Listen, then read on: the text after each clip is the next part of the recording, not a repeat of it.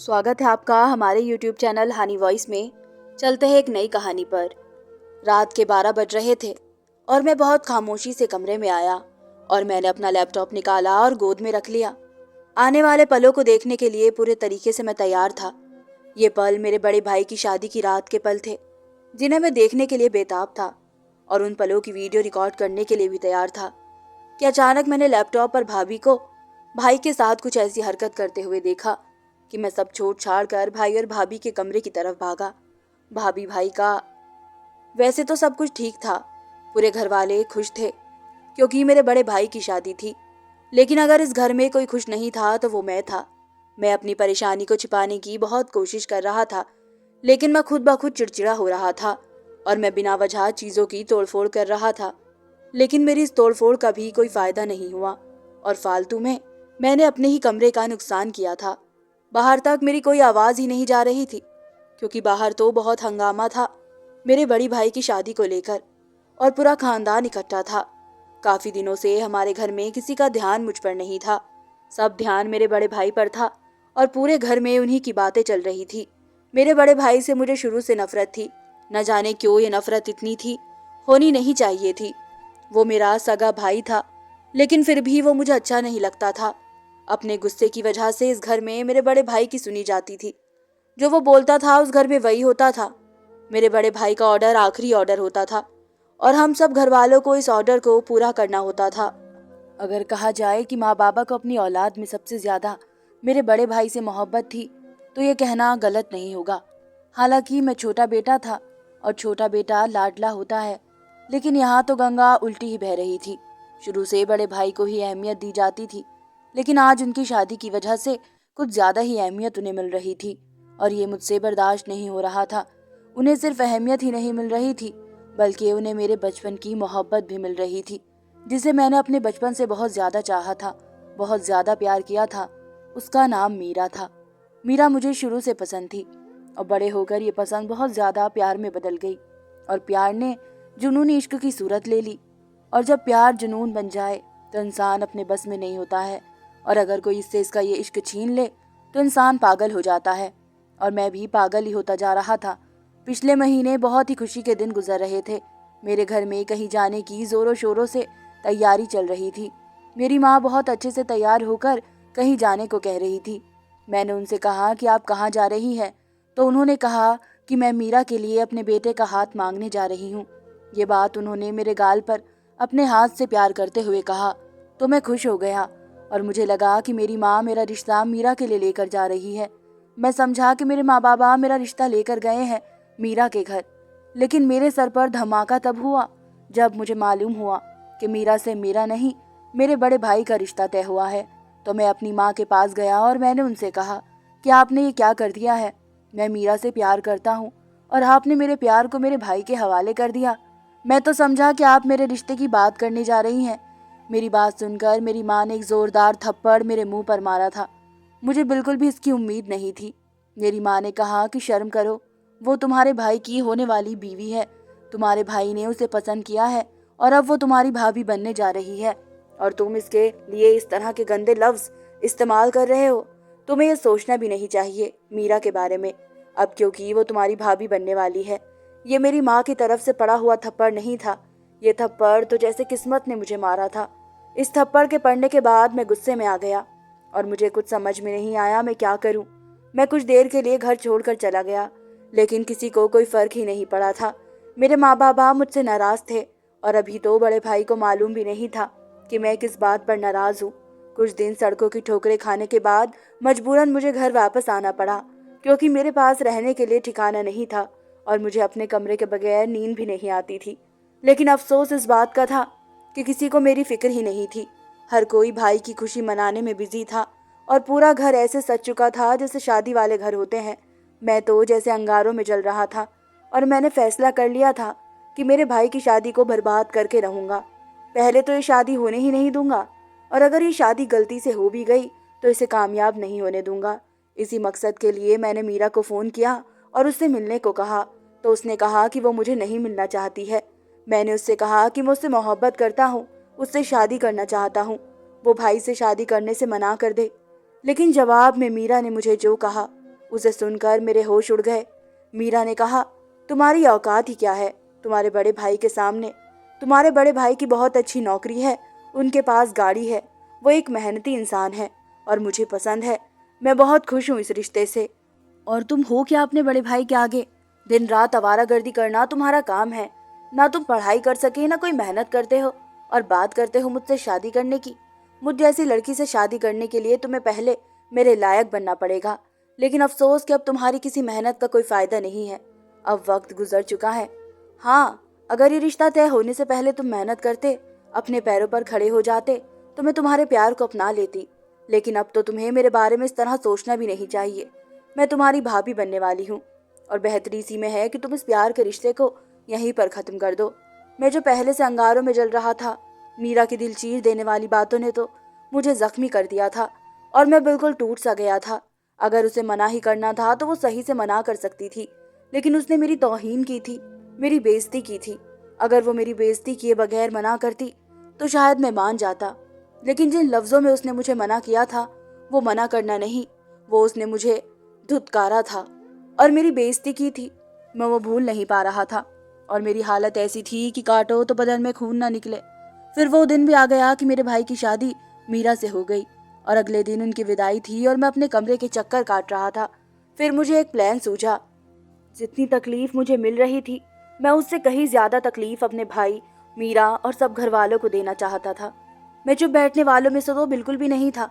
मैं फौरन से मार्केट गया और वहां से एक ऐसा कैमरा लेकर आया जो बहुत ही एडवांस कैमरा था। शादी का दिन है तो सब घर वाले शादी में चले गए। पहले मैं भी शादी में गया और जल्द ही नजरें बचाकर वहां से वापस आ गया।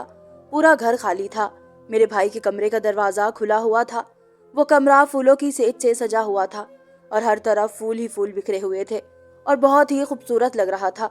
लेकिन ये खूबसूरत मंजर तो मुझे अपने अरमानों का जनाजा लग रहा था। मैंने वो कैमरा बहुत चेक करने के बाद बेड से बहुत पास एक जगह पर फिट कर दिया था। कैमरा बहुत ही छोटा था, जो किसी के ध्यान में भी नहीं आ सकता था। शायद बहुत ध्यान देने के बाद भी किसी को नजर आने से रहा। भाई और मीरा तो आज की रात प्यार भरे लम्हों में खोए हुए होंगे। उन्हें तो पता भी नहीं होगा। इस कैमरे को ब्लूटूथ के जरिए मैंने अपने लैपटॉप से कनेक्ट कर दिया था।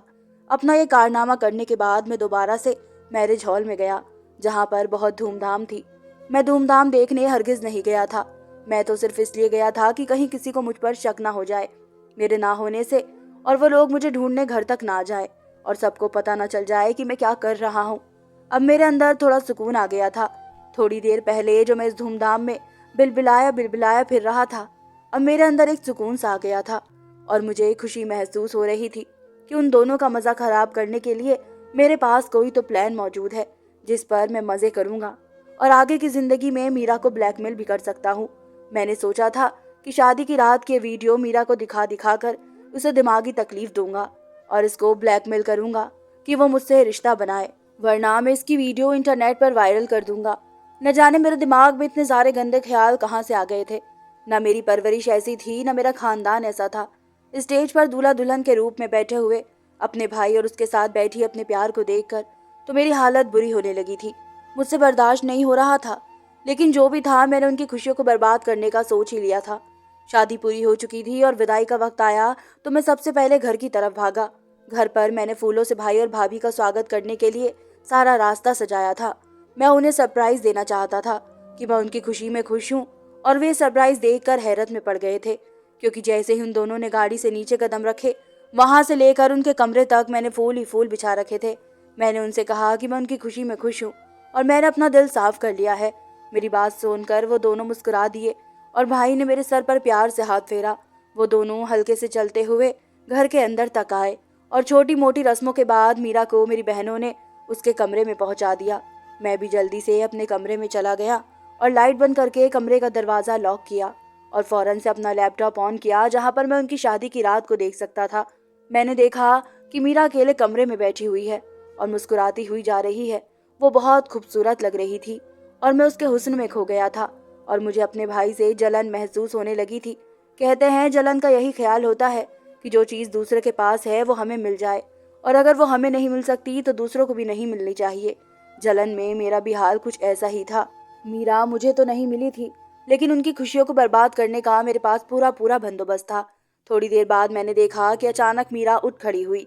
मैं थोड़ा सा परेशान हो गया कि कहीं से मेरी हरकत का पता तो नहीं चला।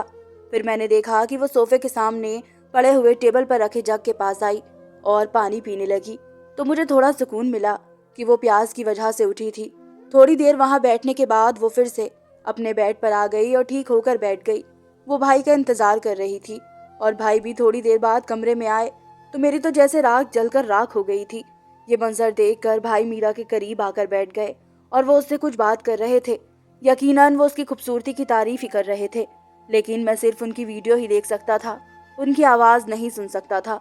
मेरा दिल तेजी से धड़कने लगा था। उन लम्हों को सोच सोच कर जिन्हें मैं देखना चाहता था, उन लम्हों को तो मैं सोच भी नहीं सकता था और मैं वो लम्हे देखने के लिए तैयार था। लेकिन अचानक ही कुछ ऐसा हो गया जिसे देखकर मेरे सर पर आसमान गिर गया। मैं भाई और भाभी के कमरे की तरफ भागा और जोर जोर से उनका दरवाजा बजाने लगा। माँ पूछने लगी कि तुम क्यों उनको डिस्टर्ब कर रहे हो। तो मैंने अपनी माँ से कहा कि वो लड़की भाई को जान से मारने लगी है, जल्दी दरवाजा खोलो। मेरी माँ ने कहा तुम बेफजूल की बात कर रहे हो, आज उनकी शादी की पहली रात है और वो खुश है और तुम बिना वजह उनकी खुशियों को मिट्टी में मिलाने के लिए इस तरह की हरकत कर रहे हो। मैं जानती हूँ तुम्हें मीरा पसंद थी, लेकिन अब वो तुम्हारी भाभी है। क्यों तुम इस तरह से मुझे सबके सामने शर्मिंदा कर रहे हो। अभी मेहमान घर पर है, अगर मेहमानों को ये बात पता चलेगी तो कितना बुरा होगा। मैंने माँ से कहा कि ये वक्त बातों का नहीं है, अगर उन्हें भाई की जान बचानी है तो उन्हें दरवाज़ा हर हाल में खोलना होगा। मेरी माँ को जब मेरी बातों पर यकीन नहीं आया तो मैंने छोटी बहन को कहा, वो जल्दी से चाबियाँ ले आई। मेरी माँ ने मुझे दरवाज़ा खोलने से रोकना चाहा। मैंने कहा कि अगर वो लोग वाकई में अंदर खुश होते तो दरवाज़ा खोल देते, लेकिन इतनी देर से दरवाज़ा बजाने पर जब दरवाज़ा नहीं खुला तो उसका मतलब कि मैं सच बोल रहा हूँ, अंदर भाई की जान को खतरा है। अब लग रहा था कि मेरी माँ को भी थोड़ा थोड़ा मेरी बातों पर विश्वास आने लगा था। और जैसे ही दरवाज़ा खुला तो सामने का मंजर देखकर हम सब हैरान रह गए। मेरा भाई ज़मीन में फर्श पर पड़ा हुआ था और उसके सर से खून बह रहा था और मीरा के हाथ में बंदूक थी और उसने मेरे भाई को गोली तो नहीं मारी थी, लेकिन उसने शायद वही बंदूक मेरे भाई के सर पर मारी थी, जिसकी वजह से वो बेहोश हो गया था और उसके सर से थोड़ा सा खून बह रहा था। ये मंजर देखकर तो सब परेशान हो गए और फौरन से भाई को अस्पताल लेकर जाने लगे। लेकिन मेरे बाबा ने डॉक्टर को घर पर ही बुलाने का फैसला कर लिया था, वरना बहुत बदनामी होने वाली थी। थोड़ी देर में डॉक्टर आ गया तो देखा कि मेरा भाई ठीक है। इसको होश में लाने की कोशिश कर रहे थे सब। मीरा को छोड़कर फिलहाल भाई की जान बचाने में बिजी थे। जब भाई की तबीयत थोड़ी संभली तो मेरी माँ मीरा की तरफ लपकी और कहा कि तुम्हारी हिम्मत कैसे हुई मेरे बेटे के साथ ये सब करने की। माँ ने कहा कि मैं कितनी चाहत से तुम्हें अपने बेटे के लिए बहू बनाकर लाई थी और तुमने शादी की पहली रात ही मेरे बेटे की ये हालत कर दी और उसकी जान लेने की कोशिश की। मैं तुम्हें पुलिस के हवाले भी कर सकती हूँ अगर मुझे अपने परिवार की इज्जत का ख्याल ना होता। तो मीरा सर झुकाकर मेरी माँ की बातें सुन रही थी। इतने में मेरे भाई को होश आ गया। मेरा भाई अपने आप को संभालते हुए खड़े हुए और मीरा से सवाल किया कि क्यों उसने भाई पर हमला किया। सब मीरा से सवाल कर रहे थे, लेकिन मीरा तो ऐसे सर झुकाए बैठी थी कि जिसको न अपनी हरकत पर शर्मिंदगी थी और ना ही इसके पास सब सवालों के जवाब थे। मेरी माँ ने कहा कि मुझे परिवार की इज्जत से ज्यादा अपने बेटे की जान प्यारी है और बेहतरी इसी में है कि इस लड़की को जेल की सलाखों के पीछे भेज दो, इससे पहले कि मेरे घर को बर्बाद कर दे। मुझे परवाह नहीं है किसी भी चीज़ की, मैं अभी पुलिस को फ़ोन करती हूँ। मेरी माँ ने अपना मोबाइल उठाया तो मेरा चीख पड़ी और कहने लगी कि ये सब मैंने आपके परिवार की इज्जत बचाने के लिए ही किया है। अगर मैं ये सब ना करती तो आज आप किसी को मुंह दिखाने के काबिल नहीं रहते और आपका सारा परिवार जलील और शर्मिंदा होकर रह जाता, खासकर आपका ही बेटा जो आज दूल्हा बनकर अपनी जिंदगी की नई शुरुआत करने जा रहा था। इसे क्या मालूम कि इसकी जिंदगी आज बर्बाद हो जाती, मेरी नज़र पानी पीते वक्त इस कमरे में लगे इस खुफिया कैमरे पर ना पड़ती तो।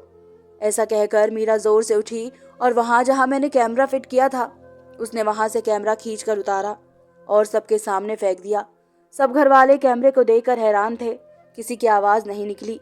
कौन ये हरकत कर सकता है। मेरे बाबा ने फौरन से मेरे बड़े भाई की तरफ देखा और कहा कि क्या तुमने ये हरकत की है। बहुत सारे लोग शादी की पहली रात को यादगार बनाने के लिए वीडियो बनाते हैं, क्या ये तुम्हारी हरकत है। बाबा की बात सुनकर भाई गुस्सा हो गया और उसने कहा कि उसने ये सब नहीं किया है और उसके बारे में कुछ भी नहीं मालूम है इसे, और ना ही इसकी ऐसी परवरिश है कि इस तरह की हरकतें करे। मेरी तो यह हालत थी कि दिल कर रहा था जिंदा ज़मीन में गड़ जाऊं।